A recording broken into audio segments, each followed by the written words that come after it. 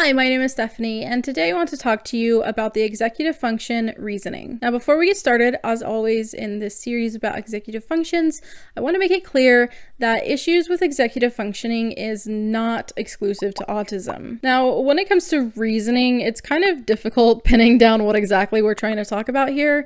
When we're talking about executive functions, a lot of times it's just thrown in there as part of the list, yet no one really seems to want to elaborate on what that means. And then some other places talk about it like it's a thing separate from executive functioning. It's kind of a whole thing. So from what I have been able to find out, deduce, parse out, whatever else, there are two main types of reasoning.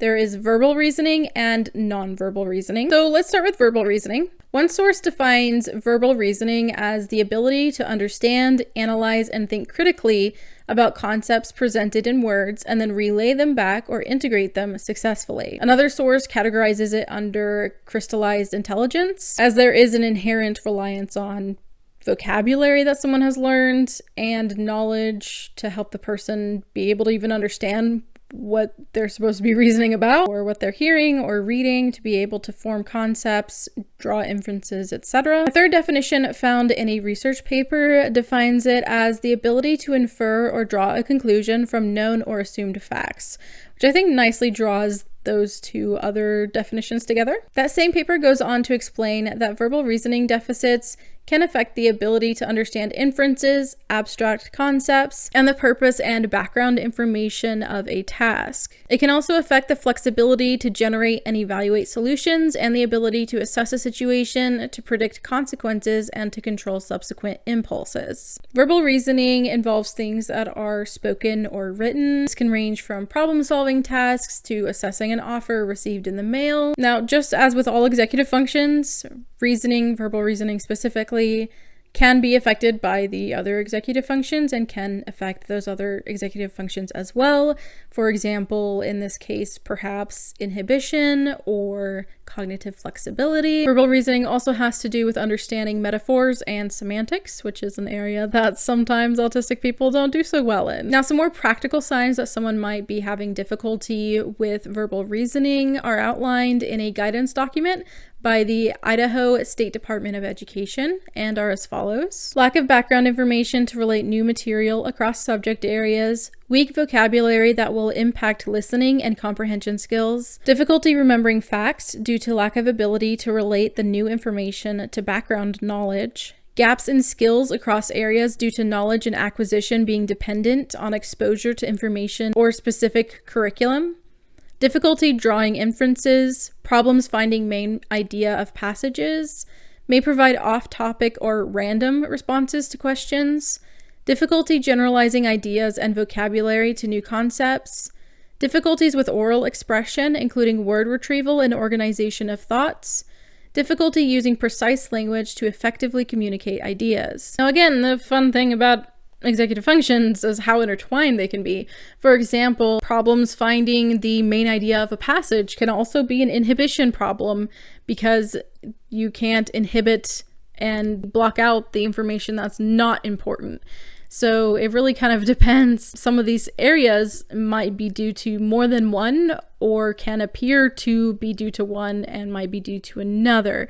So that's always fun when it comes to executive functioning. The same document offers some general strategies to help students who might have issues in this area. Repeat skills and vocabulary, use mnemonics to help retrieve knowledge, pre-teach vocabulary, use a quick vocabulary book or reference wall, relate information to prior knowledge, chunk information, create a language and experience-rich environment, for example, labeling items in the house, name sites on the road, talk through activities, etc.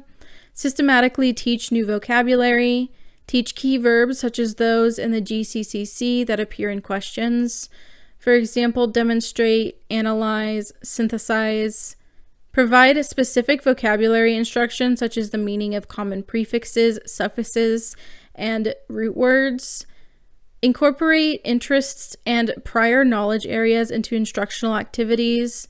When presenting directions and discussing concepts, use vocabulary that is understood by the individual. So you might have noticed that a lot of those strategies focus on being able to expand vocabulary or the knowledge base of the individual, because this will help them to be able to draw upon the things that they need to understand what the situation is or the question is. Another thing I noticed was talking about labeling items and naming things, etc. I think this is really cool because sometimes it's helpful to have a concrete name for like this thing has a name and this is what it is.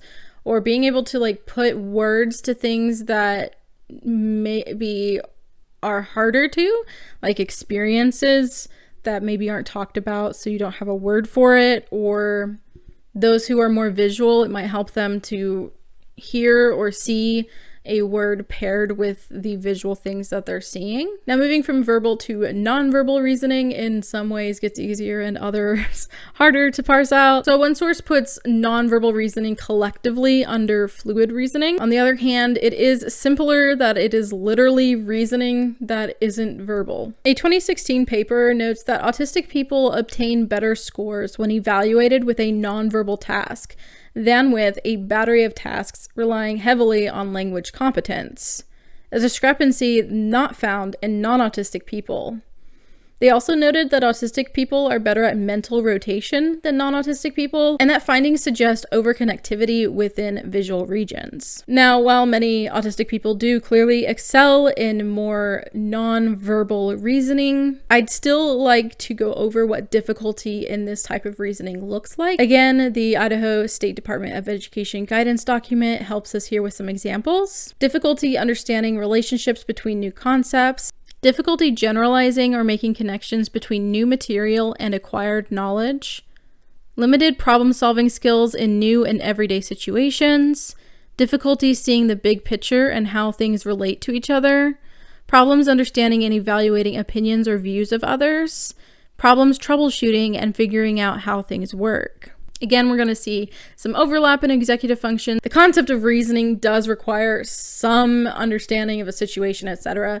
So while nonverbal reasoning isn't based specifically in like vocabulary and stuff like that or spoken situation, you still do see some things that might also fall under verbal reasoning in this list. Now, again, some general strategies that might be helpful for those who struggle with nonverbal reasoning include explicitly teaching multiple approaches to solving problems, define relationships and connections between ideas in a concrete way, provide analogies that the student can relate to, provide opportunities to sort, classify, and categorize, use teacher demonstrations with a think aloud procedure followed by guided practice with feedback, make use of graphic organizers to assist in unifying information and breaking information apart, teach problem-solving strategies, use cooperative groups and reciprocal teaching to help with perspective taking and exposure to different problem-solving methods,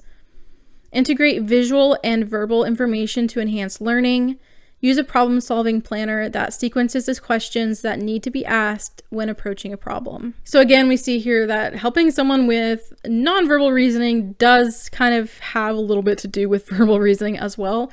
And something else we've noticed here is a lot of emphasis on the problem-solving process and even mentioning things like planning and stuff like that. Again, this is where we understand that executive functions work together and they affect each other a lot.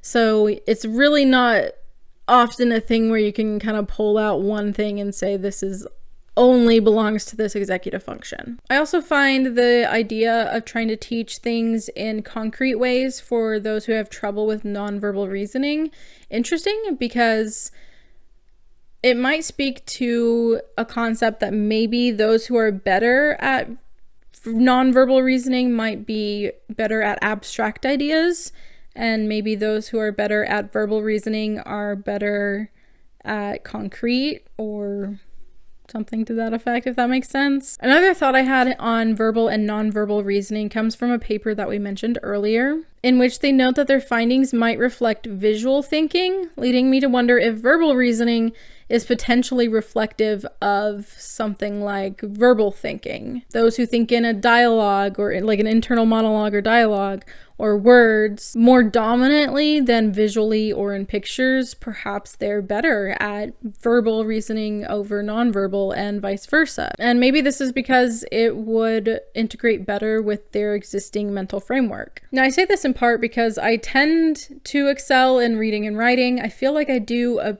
decent-ish job of summarizing or finding what I think is important. I don't do well with that on the spot, or like if someone was like, Stephanie, what was the main idea of this thing? Like, I wouldn't be able to probably tell you immediately. So I don't know if it just means that I'm not actually that good at it, but if I take the time to, I can get there. I don't really know. It does take time for me. Usually it's better if I'm on my own and have my own process versus like someone asking me out loud and on the spot. Sometimes I do have issues pulling the right words, and I'll cycle through a few until I find the right one. I personally have more of an internal dialogue monologue than visual way of thinking. So I don't primarily think or see in pictures. I more primarily think in words, I guess, even in other languages, which is fun. But when I do visualize, I can visualize vividly, but it's not on demand. That's the most annoying part, is that I can't usually visualize on demand. But when it happens, it's like, oh, well, that happened. I did not need that mental picture. It's not something I can do super well on demand. So I guess I feel like a little bit off from the stereotype of autistic people doing better in visual things. And this might explain why I'm really not good at mentally rotating an object in my head. Trying to understand what side the printer is going to print on is really frustrating.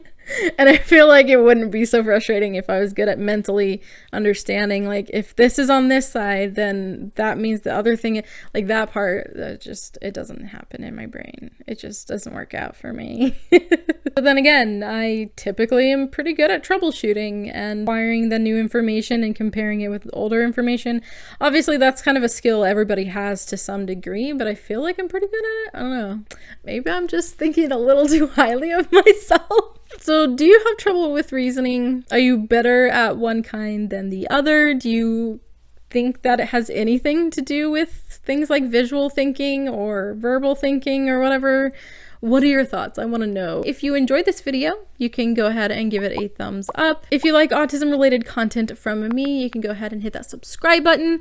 I try to upload it to this channel every Thursday at 4 p.m. at Central Standard Time, unless if it is the last Thursday of the month, in which I will try to go live with you all normally. Thank you to everyone who supports me here on YouTube as YouTube channel members, through Ko-fi, and as patrons on Patreon. And a special thank you to my Spinny Stimmy tier patrons, Jack Varney and Philip Noah. Thank you so much for watching. I hope that you have a wonderful week, and I'll see you in my next video. Bye!